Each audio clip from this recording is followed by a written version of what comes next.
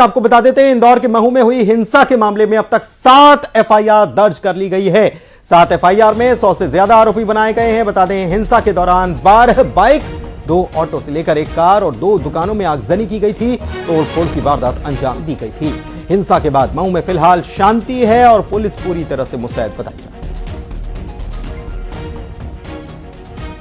तो 7 एफआईआर दर्ज की गई हैं और 100 से ज्यादा लोगों को इस मामले में आरोपी बनाया गया है। क्योंकि आपको बता दें कि चैंपियंस ट्रॉफी जब टीम इंडिया ने जीती तो जश्न मनाया जा रहा था। इसी दौरान यहां पर पथराव और उसके बाद आगजनी की घटना सामने आई।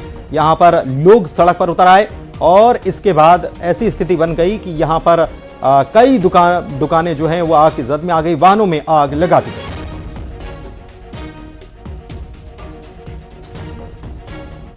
खबर नरसिंहपुर से, यहां पर तेंदुखेड़ा थाना इलाके में मासूम बच्ची के साथ रेप के बाद पीड़ित परिवार को धमकाने के मामले को लेकर ग्रामीणों में काफी गुस्सा है। बीती रात तेंदुखेड़ा थाने का घेराव ग्रामीणों ने किया है और इस बीच पूर्व विधायक संजय शर्मा भी थाने पहुंच गए और उन्होंने भी पुलिस पर गंभीर आरोप लगाए। कहा कि राजनीतिक संरक्षण के चलते पुलिस की तरफ से इस मामले में एक्शन नहीं लिया जा रहा है। बता दें कि मुख्य आरोपी की गिरफ्तारी के बाद पुलिस ने और आरोपियों को गिरफ्तार किया है।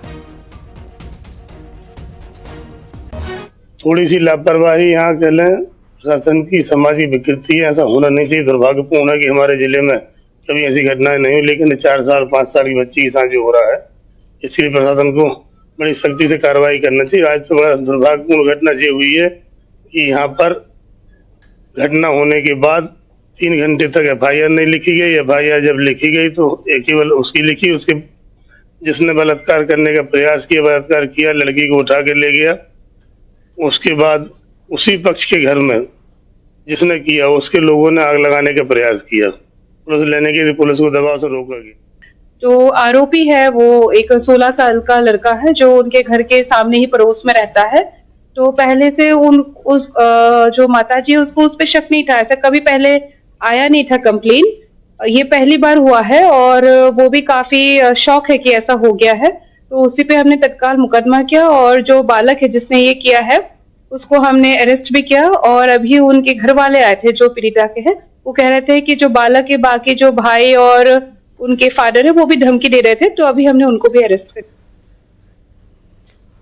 और दमों की बात कर लेते हैं। जंगलों में आग जो लगी है वो थमने का नाम नहीं ले रही है और इस आग को काबू में करने की कोशिश भी दूसरी तरफ जारी है। तेजगढ़ और झलौनी के बीच जो जंगल पड़ता है वहां पर आग भड़की हुई है और आग की सूचना मिलने पर वन विभाग मौके पर पहुंचा और इसे काबू में लाने की कोशिश की जा रही है। कल भी आपको बता दें कि गबीरा ब्लॉक जो है इसके भैंसा घाट के जंगल में भीषण आग लगी थी और वन विभाग ने समय रहते आग को कंट्रोल में कर लिया था, वरना यह आग और भी बढ़ती जाती। मशीन खुद आ रही है यार। और उधर देवास से खबर, जहां पर जीत के जुलूस में हुड़दंगई का मामला जो है, इस मामले को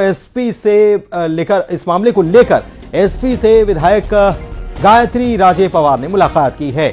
गायत्री राजे पवार ने कार्रवाई को गलत बताया है। पुलिस ने दरअसल आपको बता दें कि कुछ लोगों का मुंडन कराकर उनका जुलूस निकाला था। हालांकि इस मामले के कुछ और आरोपी अभी गिरफ्तार होने हैं। इस मामले में कार्रवाई की गई थी और इनका मुंडन कराकर जब जुलूस निकाला गया, ये कल की तस्वीरें हैं। अब इस मामले में विधायक ने इसे गलत बताया है। एसपी ने एएसपी को पूरे मामले की जांच सौंप दी है। इसमें एक पुलिसकर्मी लाइन अटैच किए हैं। पकड़ा गया, कुछ झगड़ा हुआ, कुछ धक्का मुक्की हुई, कुछ मारपीट हुई, बहुत कुछ हुआ। सबका अलग अलग कहना था। उसमें कुछ लड़के पकड़ाए गए थे। उन लड़कों को थाने पे लेके गई ये पुलिस और सबसे बड़ी बात ये हुई कि उन लड़कों के बाल काट के और उनका जुलूस निकाला गया पुलिस द्वारा। बहुत सारे उन लड़कों के परिवारजन हैं जो अभी मेरे साथ खड़े हैं, उनका कहना है कि वो लड़के इनोसेंट थे, उनका कुछ उसमें लेन देन नहीं था और कहीं ना कहीं ये थोड़ी ज्यादती हो गई थी क्योंकि वो लड़के क्रिमिनल नहीं थे। देखिए ये 9 तारीख को जो चैंपियंस ट्रॉफी फाइनल मैच के बाद अचानक से भीड़ के इकट्ठा होकर कुछ असामाजिक तत्वों के द्वारा हुड़दंगी करने वाला जो मामला था, जो परसों रात को हुआ था, और उसके बाद जो सीरीज़ ऑफ इवेंट हुए थे, इनिशियली जो पुलिस के साथ जो अभद्रता हुई थी, उसके बाद एक वीडियो वायरल हुआ था जिसमें एक पुलिसकर्मी के द्वारा जो फोर्स इंडिस्क्रिमिनेट यूज़ किया गया वो मैटर था। तो ये जो सीरीज़ ऑफ इवेंट हुए थे, इसमें माननीय विधायिका महोदया जी के साथ आज चर्चा हुई है और ये सभी बिंदुओं पर विस्तृत जांच करने के लिए हमने एडिशनल एसपी श्री जयवीर भदौरिया को लिखित रूप में आदेशित किया है और टाइम बाउंड मैनर में हम विदिन 7 डेज इस हर एक एंगल से जांच करेंगे। कुछ व्यापारी संगठनों के द्वारा भी कल एक ज्ञापन दिया गया जिसमें मांग की गई है कि जो एक दुकान संचालक था जिसके साथ मारपीट हुई है उसकी भी जांच की जाए, तो उसको भी संज्ञान में लेते हुए संबंधित पुलिसकर्मी को तत्काल प्रभाव से लाइन अटैच करके सीएसपी को जांच दी गई है। और बुरहानपुर से खबर, यहां पर शाह बाजार नया मोहल्ला स्थित एक घर में चोर ने चोरी की वारदात को अंजाम दिया और 3 लाख रुपए के जेवरात और कैश लेकर चोर भाग निकला। सीसीटीवी में ये चोर की तस्वीरें कैद हुई हैं जिसमें वो लॉक तोड़ते हुए नजर भी आ रहा है। पुलिस मामले की तफ्तीश करने में लगी हुई है। सीसीटीवी में लॉक तोड़ते हुए एक शख्स नजर भी आ रहा है और 3 लाख रुपए की जेवरात और कैश पर हाथ साफ कर दिया गया है और इस शख्स की तस्वीर चूंकि कैमरे में कैद हो गई है तो पुलिस इस मामले में आगे की तफ्तीश करने में लगी हुई है। घर में यह चोरी की वारदात अंजाम दी गई। बुरहानपुर से खबर।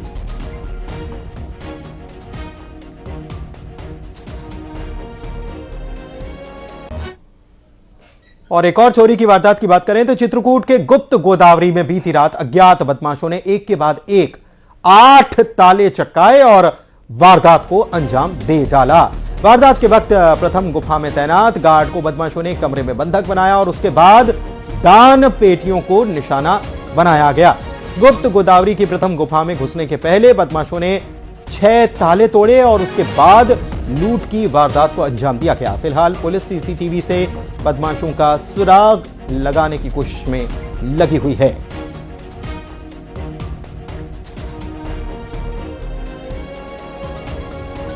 और दमोह से अगली खबर, अवैध अतिक्रमण पर प्रशासन ने कार्रवाई अंजाम दी है और लगातार 3 दिनों तक सीता बावली इलाके में गौकशी से जुड़े आरोपियों पर बुलडोजर चलाने के बाद प्रशासन और नगर पालिका ने नया अभियान चलाया है। सर्वे के बाद नगर पालिका ने दूसरे बड़े कब्जाधारियों को भी नोटिस देना शुरू कर दिया गया है।